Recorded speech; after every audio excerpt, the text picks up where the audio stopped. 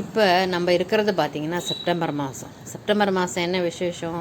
நம்ம கூப்பிடாமலேயே நம்ம வீட்டுக்கு வர ஒரு விருந்தாளி யாருன்னு பார்த்திங்கன்னா கொசு. அப்புறம் மழை காலம் வரும். மழை காலத்தில் நம்மளுக்கு சளி நிறைய பிரச்சனைகள் வரும் இல்லையா? அதுக்கு ஒரு பெரிய அருமருந்து இந்த நொச்சி இலை. இது சுலபமாக எல்லா குடும்பத்துலேயும் வீட்லேயும் வைக்கிற மாதிரி ஒரு இதுதான். இது மர வகைகள். சின்ன தொட்டியில் கூட நம்ம வச்சுக்கலாம். இதனுடைய பயன்கள் என்னன்னு பார்த்திங்கன்னா, இது நொச்சி இலையை மஞ்சளோட அரைச்சி சேர்க்கும் போது பார்த்திங்கன்னா உங்களுக்கு தலைபாரம், தலையில் நீர் கோக்கிறது, தலைவலி, இது மாதிரி ஒரு நல்ல நம்மளுக்கு ஒரு பயன் கொடுக்கும். அப்புறம் தலையில் உள்ள கெட்ட நீர்லாம் இருந்ததுன்னா எல்லாமே நம்மளுக்கு அது ஒரு ஆவி பிடிக்கிறதுனால நம்மளுக்கு வெளியேறிடும்.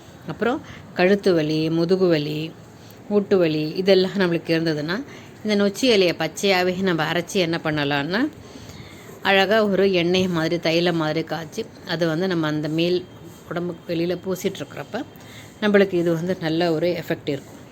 அப்புறம் இது மட்டும் இல்லாமல் அதனுடைய இப்போ வைரஸ் காய்ச்சல் நிறையா வரும். இனிமேல் வர்றதெல்லாம் பார்த்திங்கன்னா நிறைய மலேரியா, அது டைஃபாய்டு, பெரிய பெரிய இதெல்லாம் வரும். அப்புறம் அதுக்கு நம்மளுக்கு இந்த வைரஸ் காய்ச்சல் எல்லாம் நம்மளுக்கு போக்கும். இது அதை அரைச்சிட்டு ஒரு ஆவி பிடிச்சோன்னா எல்லாமே நம்மளுக்கு போக்கும்.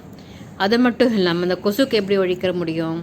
இது நல்லா காய வச்சு ஒரு புகை மாதிரி போட்டோம்னா கூட நம்மளுக்கு என்ன ஆகும்னா, சுற்றி வீட்டில் இருக்கிறது அந்த புகையை போட்டோம்னா அந்த ஒரு வாசனையில் கொசு வர்றது போகும். பார்த்திங்கன்னா இப்போ பாருங்கள், இதுதான் நொச்சி இலை. இந்த நொச்சி இலை நம்மளுக்கு நல்லா ஈஸியாக எல்லார் வீட்லேயும் கிடைக்கும். இது நம்ம பயன்படுத்தலாம்.